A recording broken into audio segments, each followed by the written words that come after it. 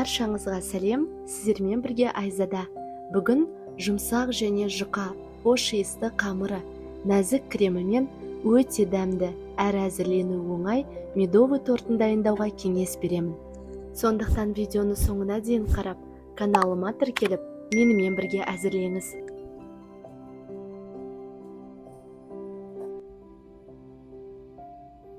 Қамырға қосылатын өнімдердің температурасы маңызды емес. Кішкене табаға 3 дана C0 категориясындағы жұмыртқа мен 160 грамм қантты салып араластырамыз.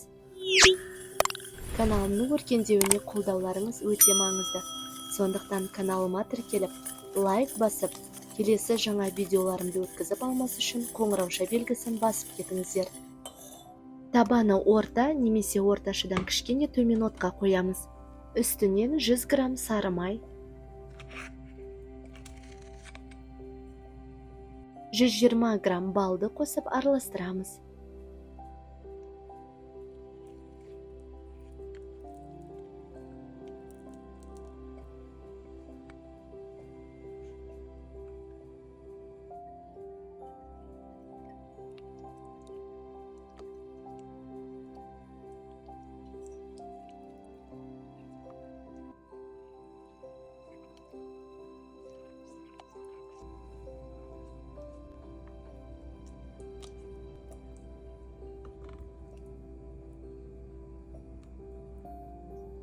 Сары май мен қант ерігеннен кейін 1 шай қасық соданы қосамыз.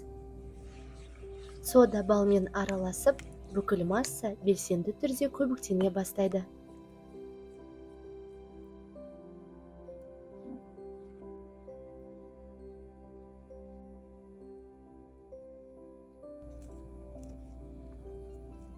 Бірнеше минут араластырып, оттан аламыз. 470 пен 500 граммның аралығында біртіндеп ұнды қоса бастаймыз.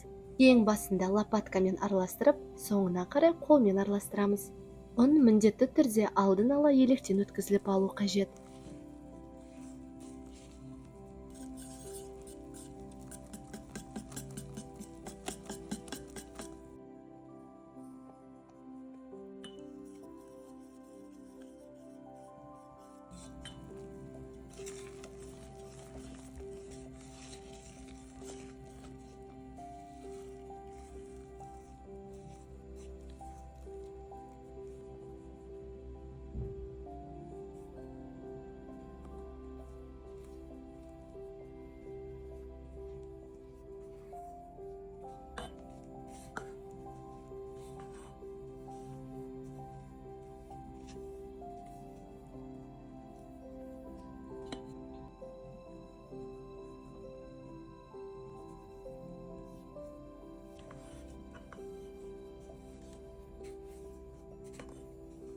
Енді қолмен араластыруға кірісеміз. Қамырымыз әлі қолға жабысып тұрғандықтан, тағы кішкене ұн қосамыз. Барлығымыздың ұнымыз әртүрлі болғандықтан, 470 пен 500 граммның аралығында қосасыз. Менде шамамен 480 грамм ұн кетті.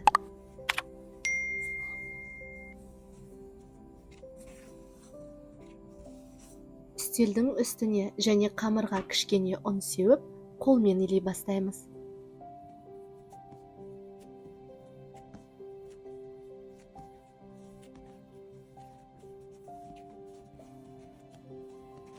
Қолға жабыспайтын, хош иісті қамыр дайын болды. Айтып кеткендей, менде 480 грамм ұн кетті. Ұзын көлемге келтіріп, 1/12 бөлікке бөлеміз.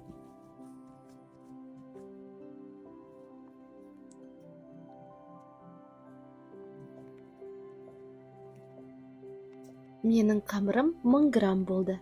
Сонда әр бөлігін 83 граммнан бөліп алдым. Әр бөлігін дөңгелек пішіндерге келтіріп алуымыз қажет. Қамырды илеп, сол күні пісіруге қолыңыз тимесе, тоңазытқышқа салып қойсаңыз болады. Келесі күні шығарып, тағы да илеп, қолыңызбен жұмсартып, әрі қарай жалғастыруға болады.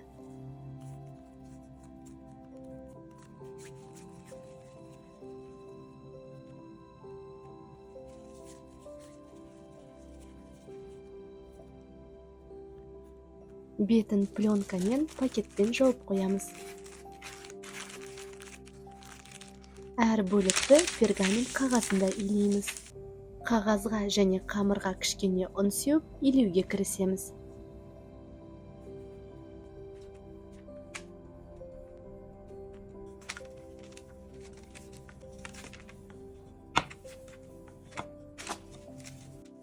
Қамыр өте оңай жайылады. Достар, каналыма тіркеліп, басқа да дәмді әрі оңай рецепттерімді көруге кеңес беремін.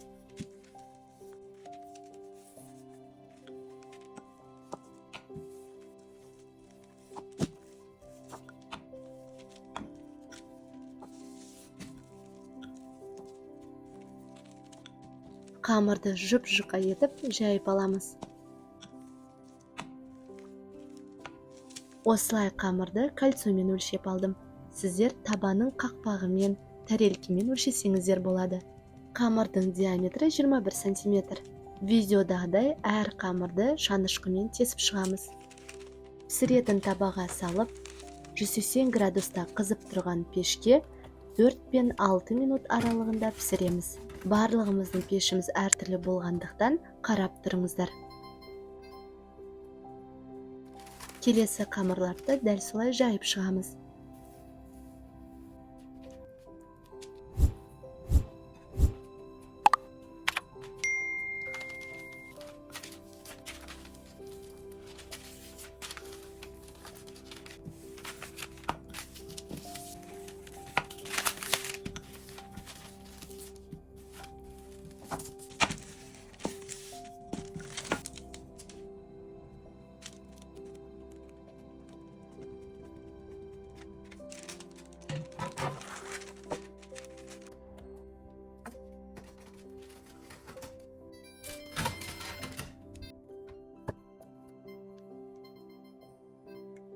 Пештен қамырды шығара салып, кольцомен кесіп алдым. Сіздер айтып кеткендей, тәрелкемен жан-жақтарын пышақпен кесіп шықсаңыз болады. Бірақ міндетті түрде қамырымыз ыстық кезде кесуіміз қажет. Одан кейін үгітілетін болады. Кесілген қамырларын балаларыңыз жеп қоймасын. Әзірше оны бөлек ыдысқа салып қоямыз. Оны үгітіп, бізге торттың үсті мен жан-жағына қажет. Коржды тәрелкеге жинай бастаймыз.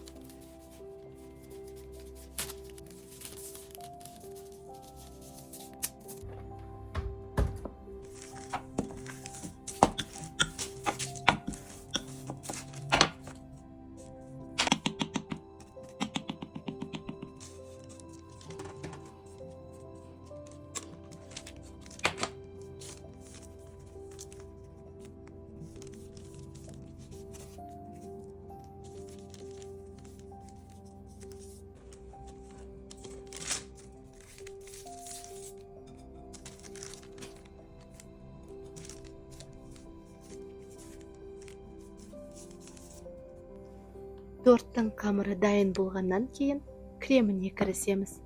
Видеоның астында 3 түрлі кремнің рецептісін қалдырдым. Өзіңізге тиімді, ыңғайлы, қолайлысын алып жасай берсеңіз болады. 600 грамм 33-35% клейгейді құямыз. 200 грамм сүзбелі ірімшік және 120 грамм қант ұнтағын қосып миксерлейміз. Клейгей мен сүзбелі ірімшігіңіз мұздай болуы қажет. Ол дегеніміз дайындар алдында тоңазытқыштан алып шығамыз.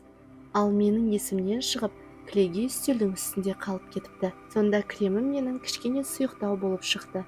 Бірақ ол әрине дәміне ешқандай әсерін келтірмейді. Басында шамамен 1 минутта ең төменгі режимде миксерлейміз. Содан кейін барып, ақырындап режимін көтере бастаймыз. Креміміз дайын. Енді әр коржға шамамен 2-3 ас қасықтай алып, біркелкі етіп жағамыз. Достар, видеоның астындағы сипаттамада айтып кеткендей, 3 түрлі кремнің рецептісі тұр. Соған қарап, өзіңізге ыңғайлысын таңдап алыңыз. Көрсетілген кремнің барлығымен әзірлеп шыққанмын. Сондықтан қорықпай кез келгенін таңдап әзірлей берсеңіз болады. Әр қайсысымен де өте дәмді шығады. Егер торттың біркелкі дүп-түзу болғанын қаласаңыз, кольцоның ішінде де жинасаңыз болады.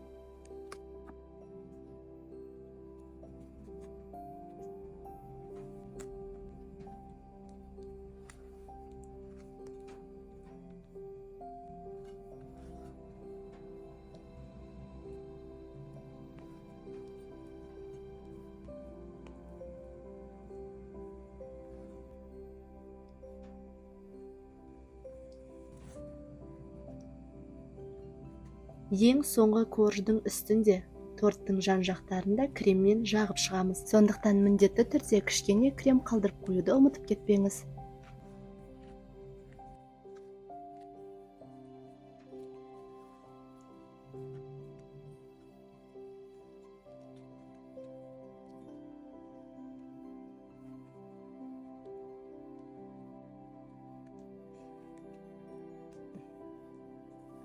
Артық қалған қамырдың шет-шеттерін кез келген блендерде үгітіп аламыз. Тортымыздың жан-жақтарына және үстіне біркелкі етіп сүйіп шығуымыз қажет.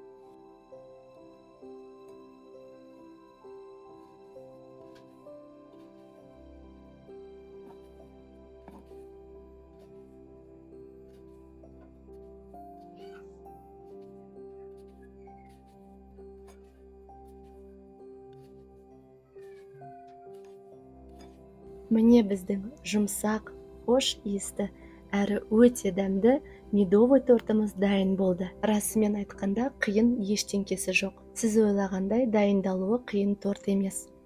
Кез келген дастарханның көркін ашады. Немесе отбасыңызға әзірлеп қуансаңыз да болады. Менімен бірге әзірлеп, видеоны соңына дейін көрсеңіз көп рахмет. Каналыма тіркеліп, лайк басып, осы және басқа да видеоларыммен достарыңызбен бөлісе кетіңіз. Астарыңыз дәмді болсын. Аман сау болыңыздар.